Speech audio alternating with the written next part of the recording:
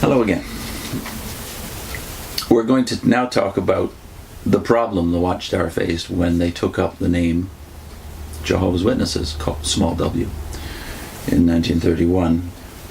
They had an identity crisis. I'll read straight from the booklet again, if you'll indulge me.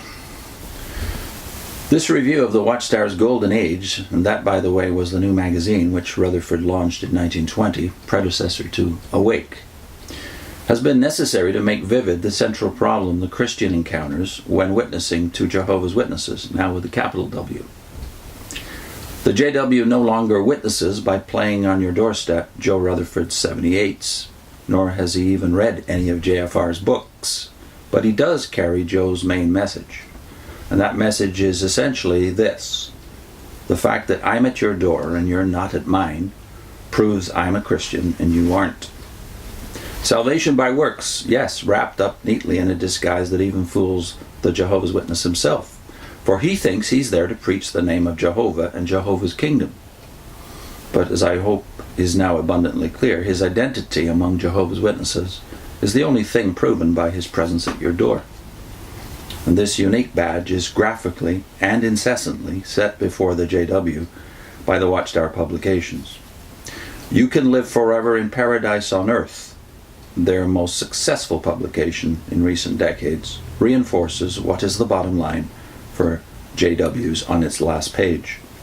Quote, "You must be a part of Jehovah's organization, doing God's will, in order to receive his blessing of everlasting life."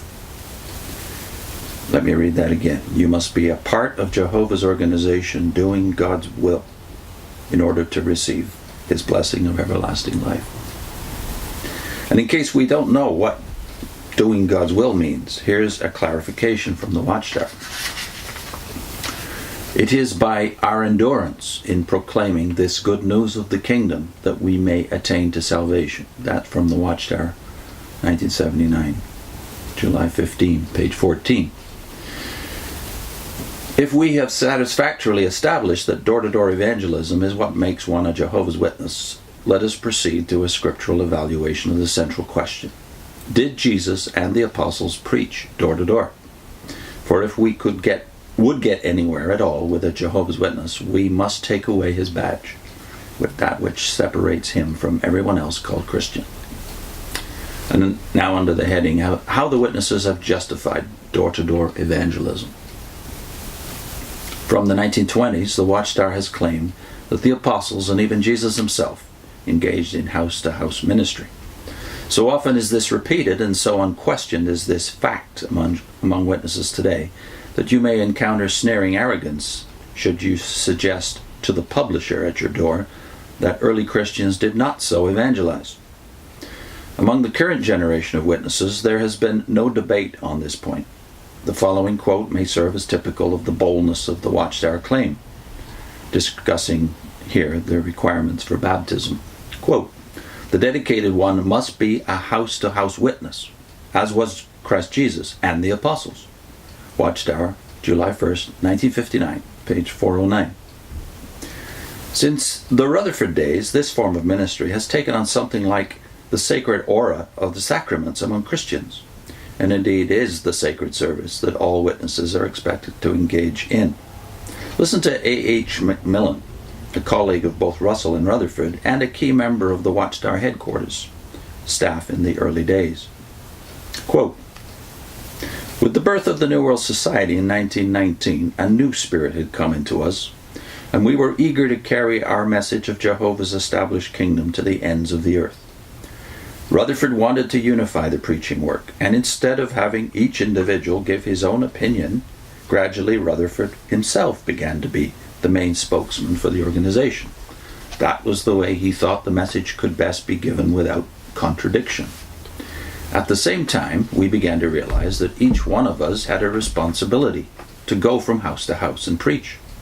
We were shown it was the covenant-keeping arrangement. In 1927, we were shown that the way each individual was to serve was to go from door to door. That A.H. Macmillan, his biography called Faith on the March. page 152. Macmillan's words indicate the seriousness and solemnity with which the witness has come to understand his role.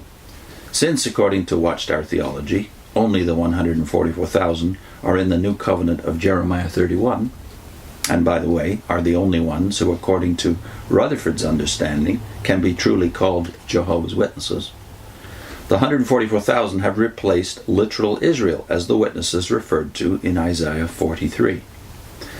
Since the 144,000 are now covenanted to serve as priests to the rest of mankind, the great crowd of other sheep, virtually all of the millions of Jehovah's Witnesses today, the great service they can do is to contribute their loyalty, their loyal publicity of this kingdom arrangement in which they themselves have no part. Their door-to-door ministry, therefore, becomes the means by which they prove their fealty or loyalty to the 144,000. The slave, which is in effect the mediator of the earthly kingdom.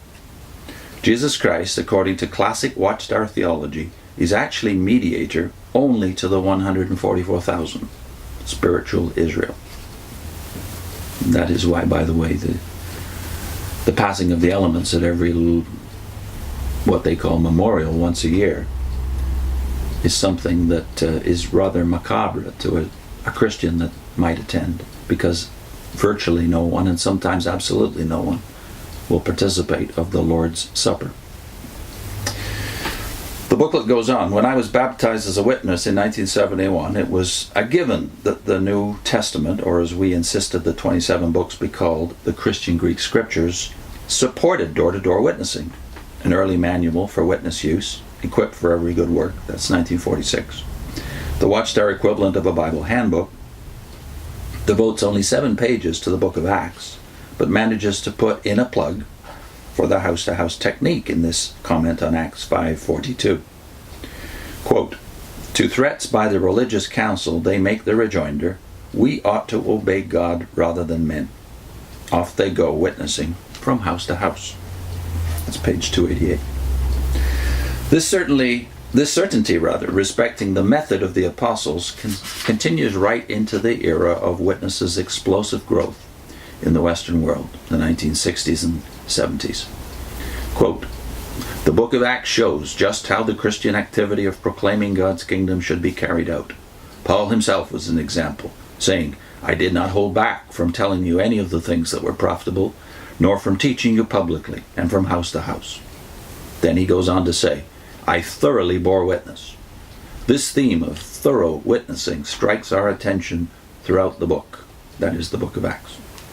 That's a quote from All Scriptures Inspired of God and Beneficial, 1963. The 1983 edition of it, page 203. This comment occurs under the heading Acts, Why Beneficial. It sums up effectively for us exactly what the witnesses come to regard as thorough witnessing, methodical door-to-door canvassing. Whether this is Paul's meaning when he says that he thoroughly bore witness, we'll have to leave to the next segment. So in the next segment, we'll talk about Watchtower admissions about their use of these texts from Acts in the 1970s.